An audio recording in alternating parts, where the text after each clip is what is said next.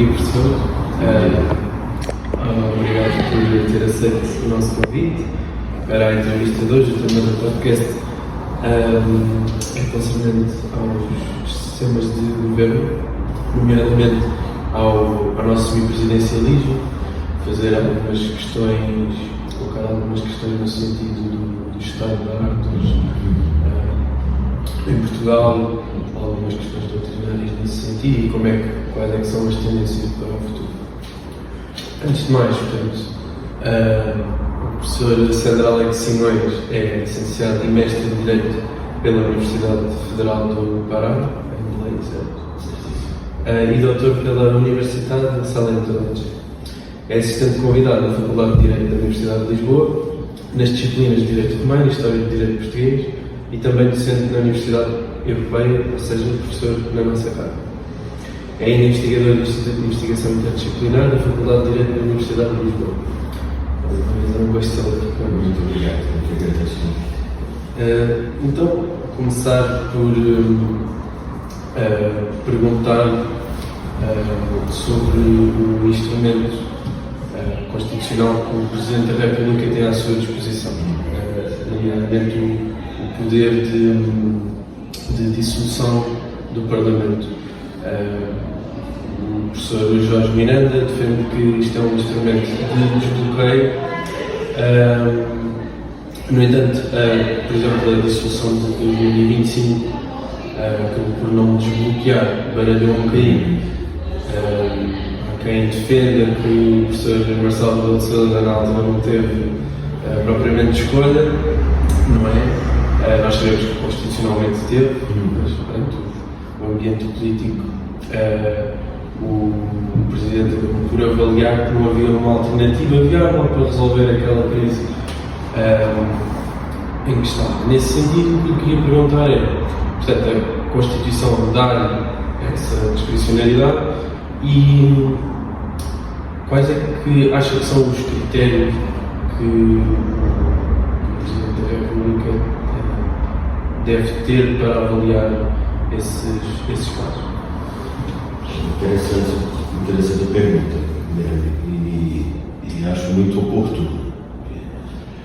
O espírito geral da magistratura da Presidência da República, na configuração da Constituição Portuguesa, e isso mesmo antes da Constituição de 76 e suas respectivas reformas, durante a República, é ser essencialmente um órgão de soberania com capacidade interna de moderação. E é isso que coloca o Presidente da República com essa capacidade, aquilo que mediaticamente se convencionou chamar bomba atômica, nós falamos capacidade de veto ou a capacidade de dissolução. São duas bombas sistemas. Eu vou analisar a pergunta em duas etapas. O primeiro é considerarmos que, a partir da premissa do papel moderador dessa magistratura, é claro que qualquer uma das alternativas de intervenção mais diretas que o presidente tem dentro do sistema, o veto ou a dissolução, devem ser utilizadas com muito cuidado, porque interferem efetivamente com o equilíbrio do sistema. Não são mecanismos de governo, de modo algum. São mecanismos de equilíbrio, de balance. Então, a tua pergunta, colocada neste quadro, que critérios o Presidente da República deve ter para a utilização desses mecanismos mais diretos, mais gravosos de intervenção, ela ganha mais relevo, porque eu começo já respondendo que os critérios têm que ser muito restritos. Então, isto não se trata de um pedido que se submeta ao Presidente da República e diante do qual o Presidente defere ou não defere. Então, isto não é um despacho burocrático. Os critérios devem partir, em primeiro lugar, da identificação. A intervenção direta do presidente da República no sistema depende da identificação de alguma crise. Ou seja, deve estar claramente estabelecida uma crise política ou anunciada uma crise política que possa interferir claramente no regime regular da governação, isto é, no entendimento e no equilíbrio que há entre o gabinete com funções executivas e a Assembleia da República. Como mencionas a atuação da transformação da República nos últimos tempos, nós temos que também levar em conta um elemento que esteve presente como um critério que ele levou em conta para as suas intervenções. O presidente da República, mas utilizou o mecanismo da dissolução. Temos que levar em conta claramente que a história política portuguesa mais recente demonstra uma configuração distinta daquilo que foi essa história a partir de 45, pelo menos, dos últimos anos, até os últimos anos. O sistema não é hoje composto apenas com dois partidos com grande influência na composição da Assembleia da República. Essa rápida transformação do quadro partidário em Portugal nos últimos anos levou a um cenário que pode ser entendido como uma crise partidária pela via dos bloqueios ou pela dificuldade de entendimento.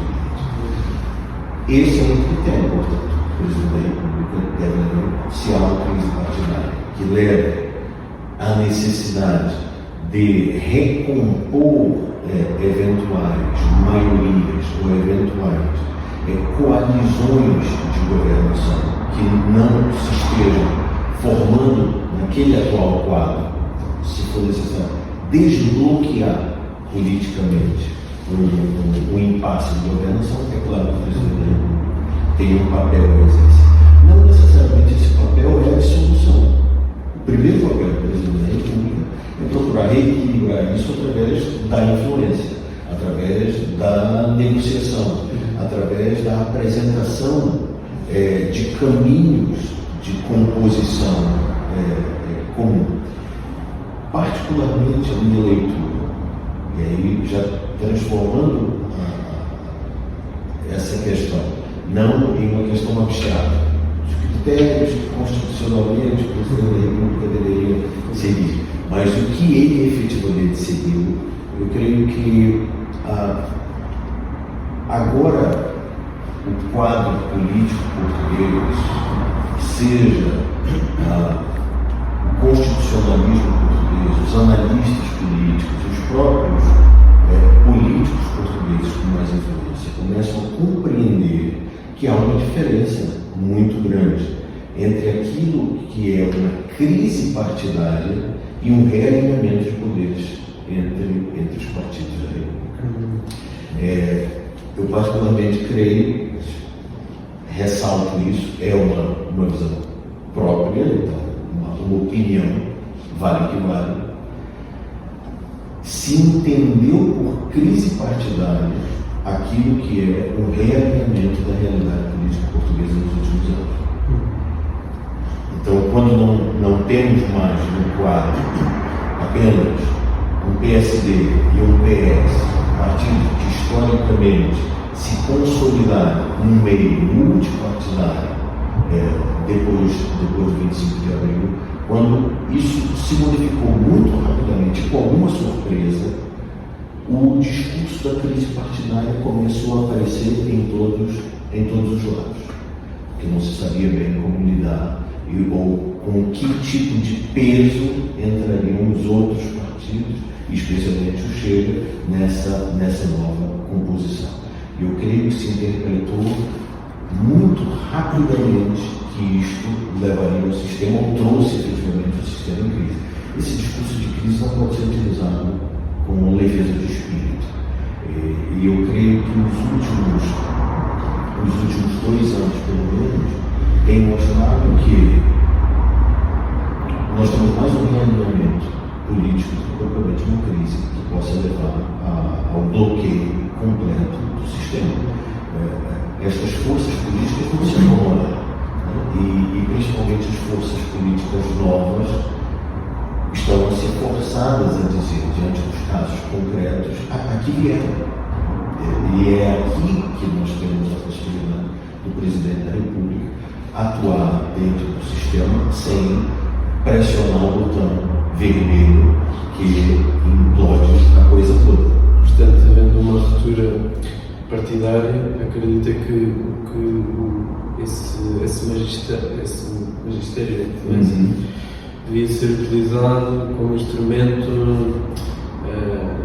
nesta interdependência de instituições, Parlamento e Presidente da República. Sem dúvida. Eu te dou um exemplo concreto. A questão fraturante sobre o Sistema Nacional de Saúde em Portugal. Foi o Presidente da República que pôs em cima da mesa a necessidade de uma concertação ou um plano de Estado a respeito dessa doença. O que significa, na prática, pautar um conjunto de propósitos ou elementos comuns que não são superpartidários. Não gosto de modo algum desta expressão e acho que ela não cabe, mas que sejam para além da composição do governo atual, ou um plano de Estado, ou um acordo de Estado, etc. Qualquer coisa que seja proposta para a reforma do Sistema Nacional de Saúde, agora reconhecendo, e creio que não há ninguém no país que possa olhar para o Sistema Nacional e dizer que não há problemas, reconhecendo quais são os problemas, dizer, qualquer reforma não pode ser proposta como um plano do governo atual e com bandeiras específicas do governo atual, mas tem que ser aurido de um diálogo plurianual e para além da composição atual do governo. Um plano que formaria compromisso no atual governo e para todos os governos que viessem durante o período da sua implementação. Esse é o papel que o Presidente da República exerce. E, nomeadamente, o Presidente da República. Há uma diferença muito grande entre um governo propor um plano de reforma e intervenção de política pública no Sistema Nacional de Saúde e o Presidente da República fazê-lo. Porque o Presidente da República pode fazê-lo para além dos partidos, sobre todos os partidos. O governo sempre representa uma composição partidária específica. Mas estará dentro das competências da figura do Presidente fazer essas linhas vermelhas? Temos o exemplo do SNS, mas não é a única área em que o nosso Presidente se inscreveu, nomeadamente a imigração, os procedimentos de Estado. O que te pergunto é qual é que seria a fronteira entre a influência sobre o Executivo? Sim. Há dois lados aqui na questão. Um que é propriamente constitucional e outro que é político. Eu gosto muito da expressão que se utilizava, nomeadamente no século XIX, a respeito do direito constitucional e administrativo, que era colocá-lo como direito político. Eu particularmente acho que isso revela mais a natureza das instituições do direito constitucional. Mas, por uma questão de purismos técnicos próprios da ciência jurídica do século XIX, do século XX, chama-se o direito constitucional propriamente. Mas não podemos esquecer que na Constituição define-se, no artigo 120, especificamente o papel de moderação e influência que o presidente tem. Então não é uma tarefa de governo. Nós podemos estabelecer uma diferença muito clara, muito bem vincada entre o que é exercer influência e exercer atividades de governo? Sim, claro que sim. O Presidente da República não põe matérias a voto. O presidente da República não propõe projetos. O presidente da República não se dirige ao governo ou à Assembleia para dar ordens ou instruções específicas. O que o presidente da República, portanto, faz? Aqui entra menos a matéria constitucional, porque o termo geral, moderação, a influência, e entra mais a matéria política. Quer dizer, identificar nos casos concretos os elementos que bloqueiam as negociações e a concertação política e identificar caminhos para que estes bloqueios sejam superados. Muitas vezes exercendo o papel que eu creio que é este propriamente, que sinaliza a virtude da Constituição portuguesa. E repito, a figura do presidente nesta Constituição, mas não só ela, a ideia é mais antiga, de ser um terceiro que intermedia o diálogo. Porque às vezes é isso que é necessário. Nós podemos comparar essa ideia com a configuração arquetípica da psicanálise em Freud e em Jung. Muitas vezes o que é necessário para identificar o problema é enunciar, mas a enunciação muitas vezes depende de alguém que consiga direcionar o diálogo, incentivar que a enunciação seja feita. E muitas vezes estabelecer aqui algumas pontes que podem não estar visíveis ou podem não ser facilmente construídas na relação direta entre partes que se opõem. O terceiro, muitas vezes, é isso. O presidente da República é aquela figura que pode conversar com o partido A e depois com o partido B, sendo que o partido A e o partido B não falam entre si, mas o presidente da República pode falar com ambos os partes. Muitas vezes é isso. Sim, sim. O que me pergunto neste tópico é, e voltando atrás à linha do artigo 133 da Constituição, o poder de dissolução, o que me pergunto é se tanto este tipo de atuação, estas competências de moderação, como este instrumento, se acha que deviam ser mais constitucionalmente densificado. Ou seja, o que diz é que não se trata de uma. Trata-se de um conceito, de certa forma, não determinado, não diria indeterminado, não formal, mas que não tem propriamente fronteiras. Portanto, o que lhe pergunto é se beneficiaríamos de algum tipo de disposição constitucional nesse sentido. Eu acho que não é. E creio que nós temos exemplos no mundo a esse respeito. Nós não podemos cair numa certa armadilha, não é jurídica, mas uma armadilha juridicista, ou mesmo de um legalismo mais estrito, mesmo no plano constitucional, que consiste em acreditarmos que os conceitos precisam ser todos eles determinados. A própria criação mais recente, isso aparece novamente no acordo do Tribunal Constitucional sobre a lei dos estrangeiros, o princípio da determinabilidade. Trai um pouco essa, a que eu estou me referindo, armadilha do juridicismo e do legalismo. Acreditar que nós precisamos construir uma clareza sobre a forma da aplicação das leis, e essa clareza necessariamente importa em definir todos os critérios de aplicação barra interpretação da lei, ou colocar a interpretação dessa lei num nicho mínimo, que ele seja praticamente a exceção. Ou seja, partimos do pressuposto que a clareza da lei, na sua interpretação, importa em definirmos mesmo todos os critérios e prevermos com muita antecipação o que lá está.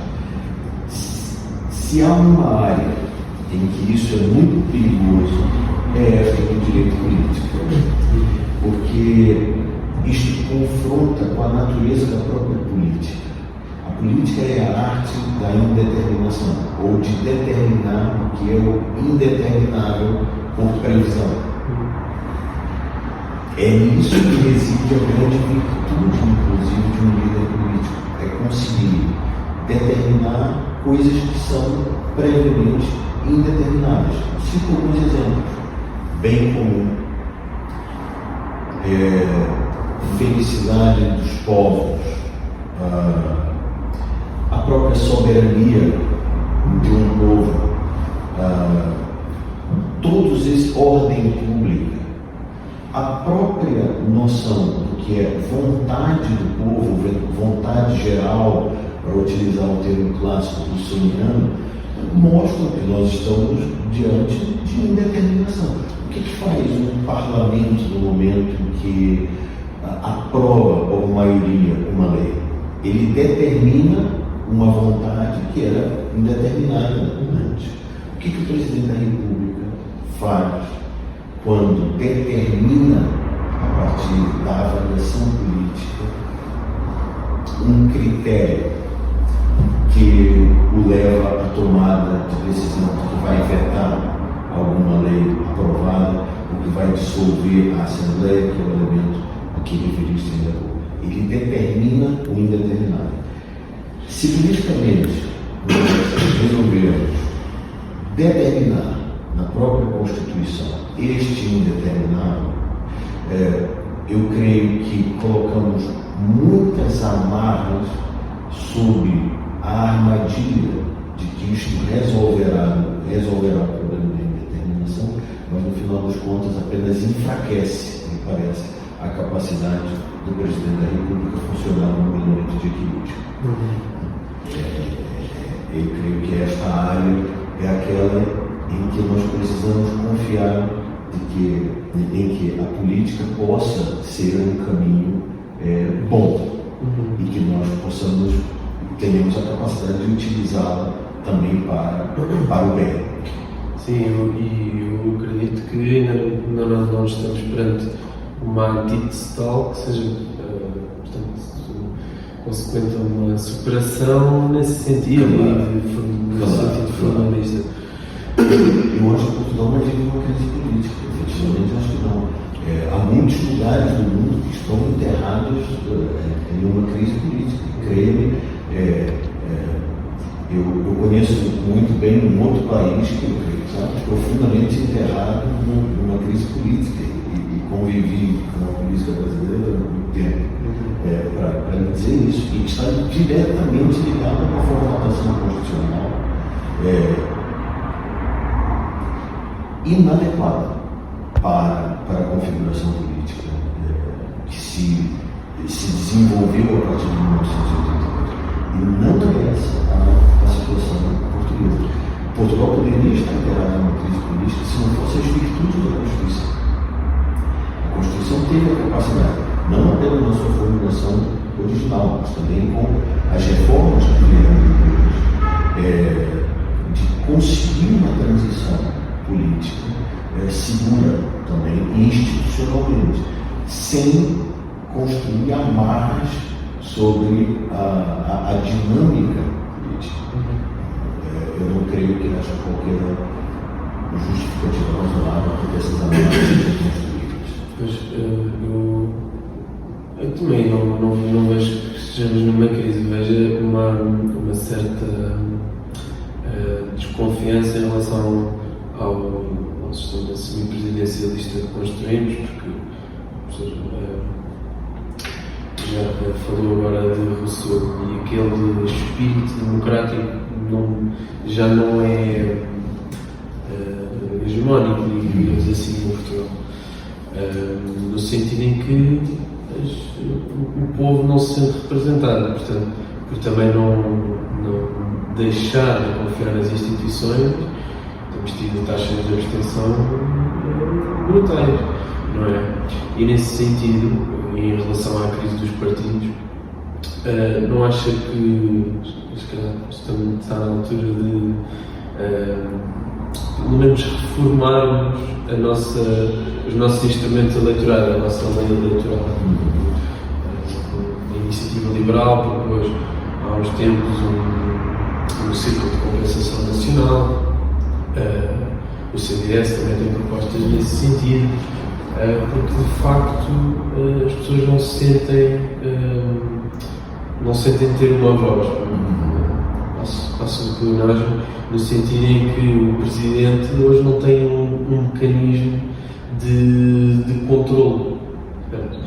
E, portanto, pode utilizar estes instrumentos sem a discricionariedade prevista na Constituição, mas não temos, por exemplo, um instrumento de recall, sequer de impeachment. E, portanto, eu acho que essa discricionariedade também dá muito espaço para a desconfiança nesse cargo. Eu compreendo, mas vamos lá ver.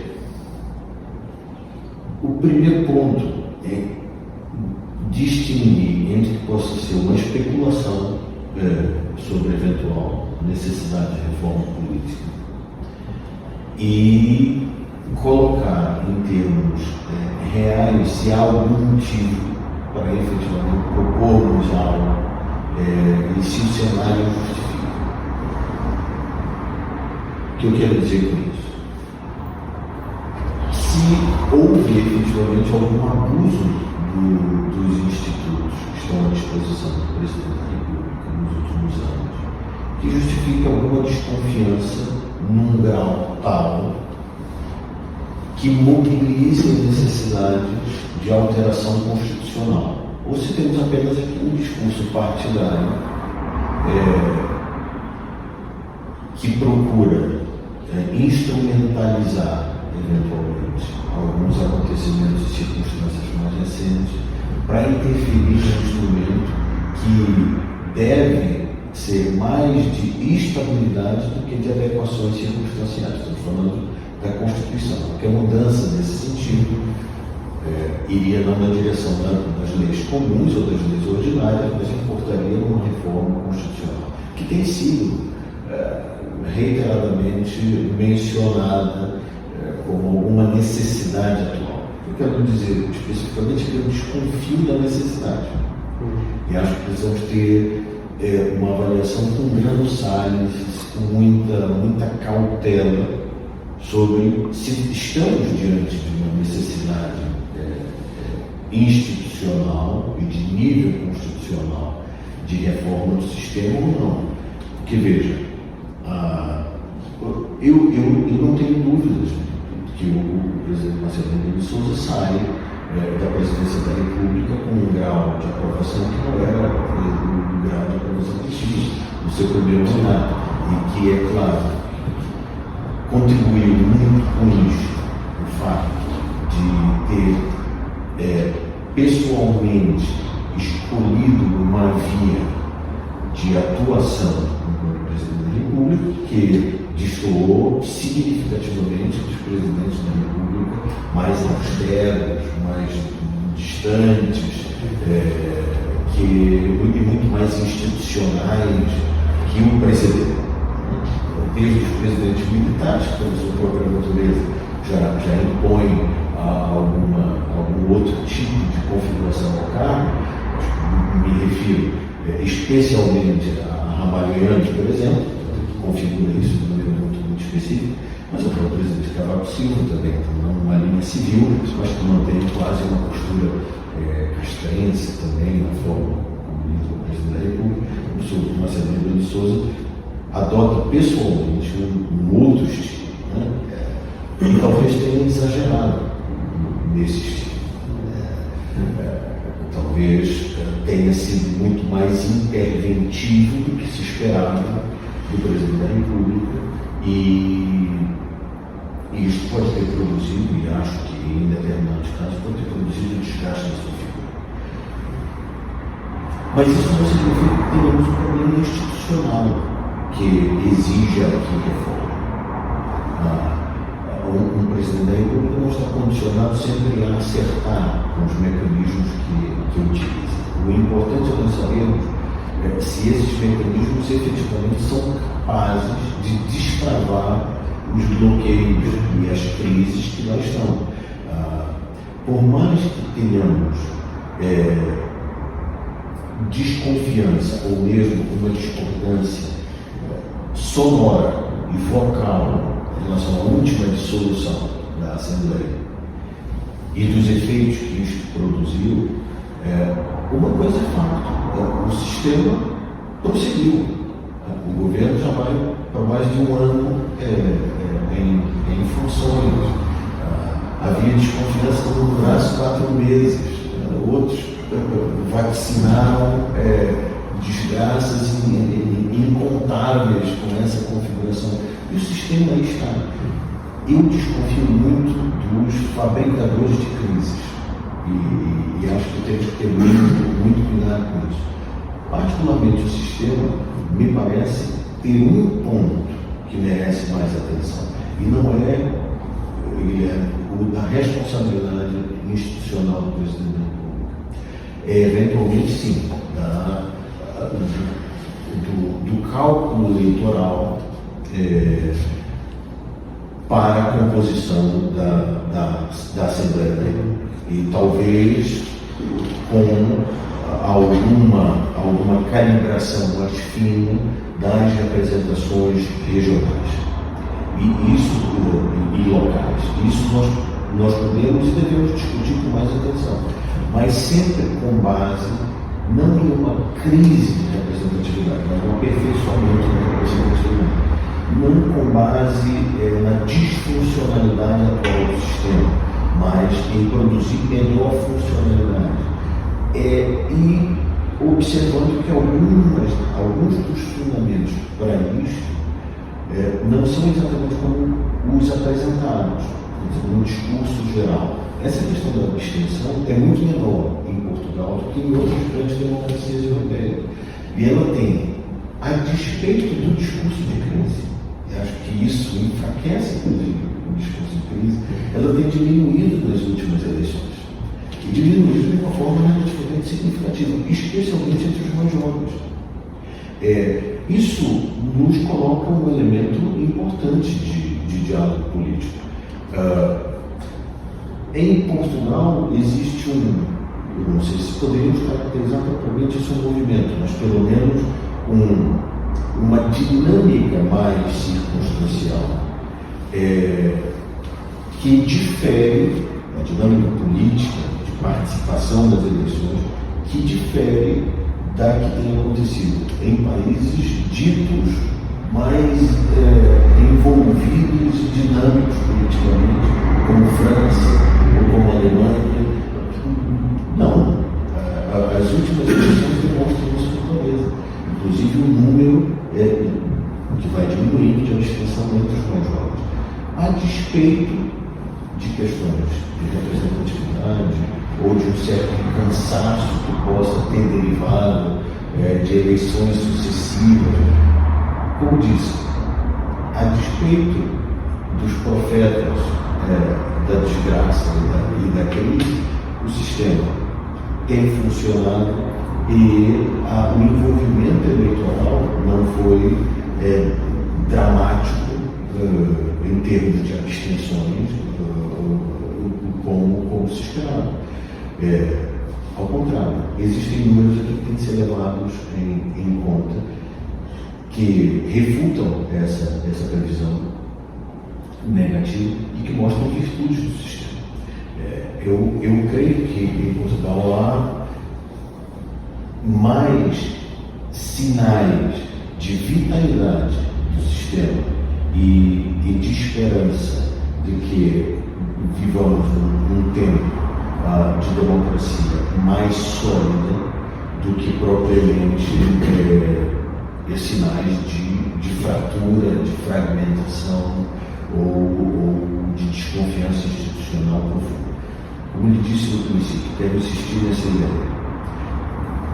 Muitos dos sinais que nós temos ao nosso redor mostram que o sistema não está se fragmentando ao ponto de quebrar-se.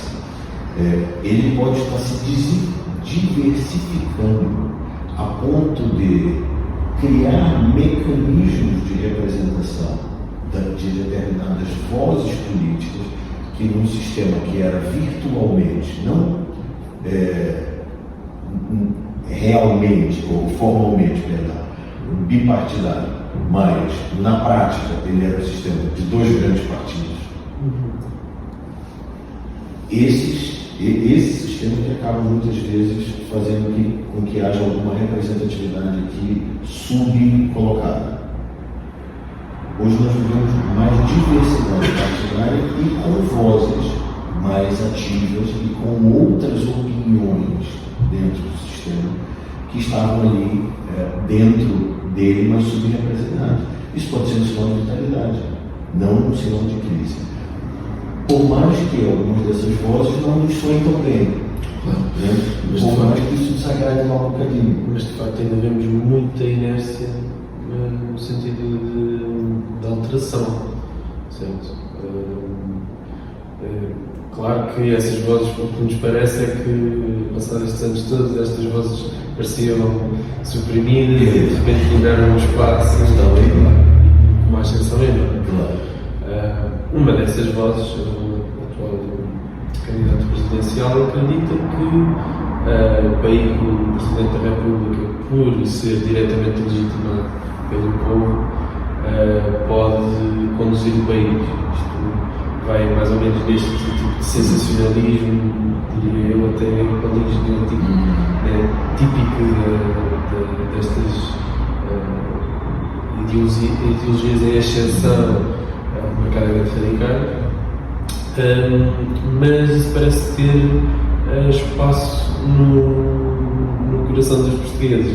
E visto que lá estava uma certa desconfiança institucional, democrática, até cultural, diria eu, a minha pergunta é se o professor acha que estamos aqui perante uma tendencial mutação para um sistema mais presidencialista, mais concentrado.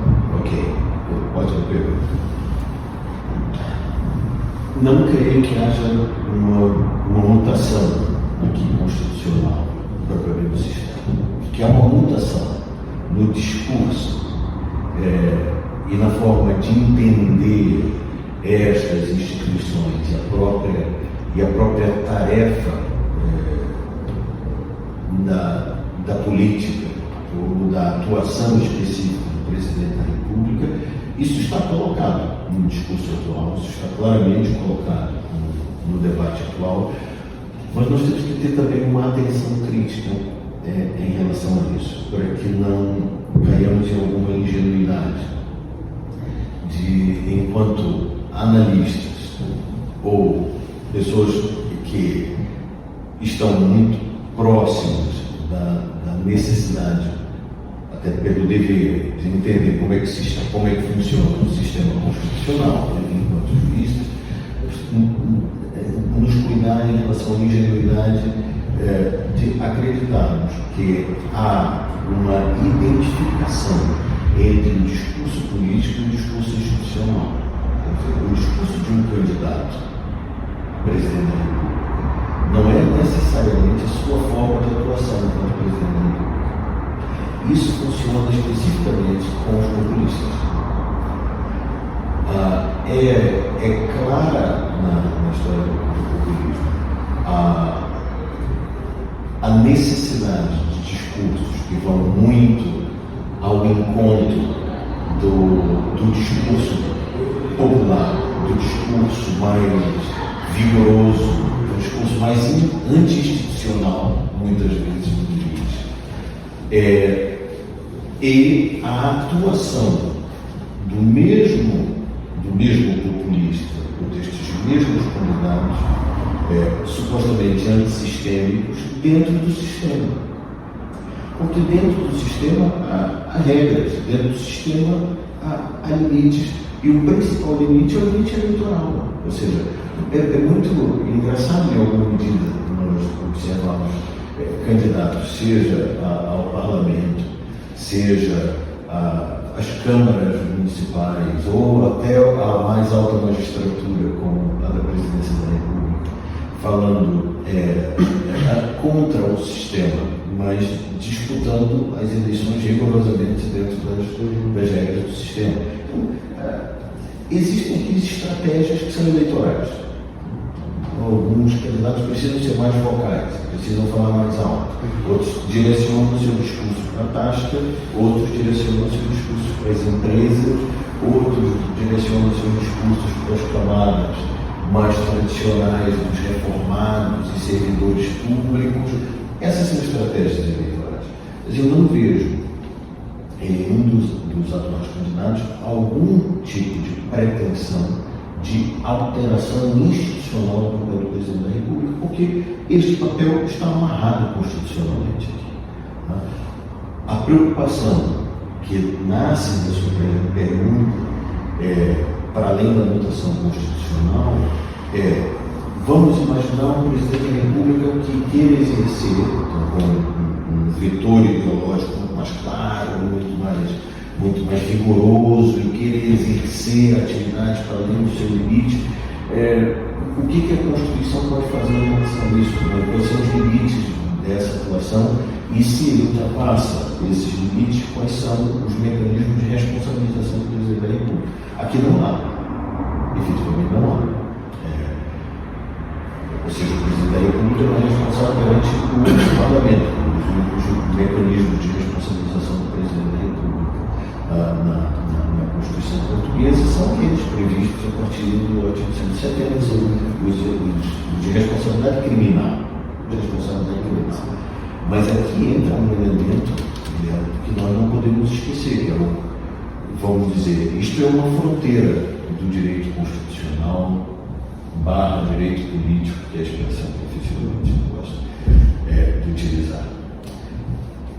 Não há nada nas democracias que nos salve de nós próprios. Precisamos entender isto. De nós próprios, eu digo, daqueles que votam. Em última instância, nenhuma Constituição tem mecanismos suficientemente eficazes dentro das democracias para desresponsabilizar o povo que elege. A grande responsabilidade política do povo que elege é suportar as consequências do mau exercício desse poder. Se lhe pergunto, o Presidente da República que exerça o seu poder irresponsavelmente pode prejudicar o andamento normal das instituições? Sim, ele pode prejudicar o andamento normal das instituições. E constitucionalmente, nós não temos um mecanismo para retirar. Mas não me agrada a ideia de que, mesmo propostas de responsabilização do Presidente da República surjam no momento em que nós temos uma disputa da Presidência da República em circunstâncias específicas, com candidatos específicos, alguns que agradem mais e outros que desagradem mais determinados setores, e o discurso da responsabilidade do Presidente da República na Constituição surge exatamente nesse momento. Uma coisa me parece muito clara nas democracias: reformas de natureza constitucional e mesmo reformas legislativas feitas sob a pressão de circunstâncias mostram uma democracia desconfiada dela própria. E isso eu recolho sempre como um mal muito maior do que uma eventual possibilidade especulativa de crise. Se avançarmos em algum momento para uma reforma constitucional, ou uma mutação constitucional, ou alterações constitucionais específicas na atual Constituição, que seja em outro momento e por causa de outros motivos, que não sejam personagens específicos ou partidos específicos, ou principalmente essa certa desconfiança que vai se generalizando em determinados setores, que me parece ser mais tributário a uma diversificação do cenário político português do que o de uma crise. E tenho insistido nessa conversa contigo a esse respeito, e continuo a fazer. Eu acho que nós veremos ao longo dos próximos anos em Portugal estas coisas se institucionalizarem cada vez mais. Esses discursos mais acelerados que sejam, pelo próprio espírito mais sólido da democracia portuguesa, esses discursos encontrarão o seu lugar e os seus canais institucionais dentro da democracia portuguesa. Ela sobreviverá a isto e se fortalecerá também com isto. Esta, pelo menos, é uma possibilidade vista por um otimista declarado, como eu me declaro. O que passado meio século percebemos é que a nossa Constituição não conseguiu se adaptar a muita coisa, certo? Mas de facto agora estamos perante um paradigma resultante deste espírito, julgo eu, causado por uma deficiência democrática. O exemplo típico que eu costumo dar é um suíço, uma Constituição inerte, enfim, a Constituição desde a metade do século XIX que sobreviveu, altamente democrática, progressista na altura, sempre no sentido de instrumentalizar e fixar bem o que nós damos hoje por os checks and balances. E o que eu acredito é que isso não é possível num sistema semipresidencialista. O que me preocupa não é a revisão constitucional, não uma ruptura constitucional, mas um estado de inércia permanente no sentido de não responsabilizar estes magistérios que são o Parlamento, que são o Executivo e principalmente o Presidente da República. Preocupam não termos um sistema de suspensão, por exemplo, das funções do Presidente. Porque de facto o que temos é um odor a corrupção generalizado. Não estou a falar especificamente do nosso Presidente. Um odor institucionalizado. E, portanto, porque é que não temos esse tipo de previsões em sistemas semipresidencialistas? Eu creio que a figura, isso se deve especificamente ao modo como foi pensada a figura do presidente. Ou seja, a responsabilidade política ela é diretamente ligada às atividades de governo. E não pensamos sistema de responsabilização política para aqueles que exerçam a atividade de moderação ou influência, sob pena de entrarmos talvez aqui num loop eterno de que quem responsabilizará este que tem a capacidade de responsabilizar todos os outros.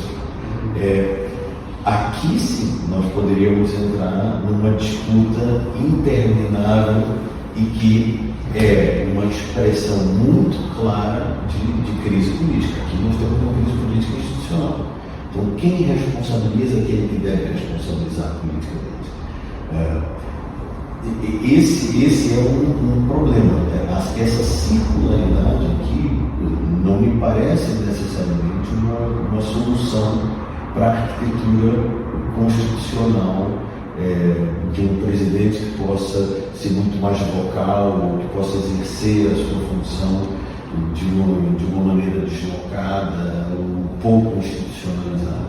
Porque nós temos que pensar também que essa circularidade de responsabilização pode nos trazer problemas muito mais significativos do que esse. O presidente, por mais que seja extremamente vocal, por mais que tenha coisas ideológicas muito vincadas, muito marcadas, por mais que nós projetemos isso como uma realidade possível, que em algum momento não foi no país, eu creio que nós temos que ter muito cuidado com as soluções que imediatamente podem ser sugeridas a esse respeito.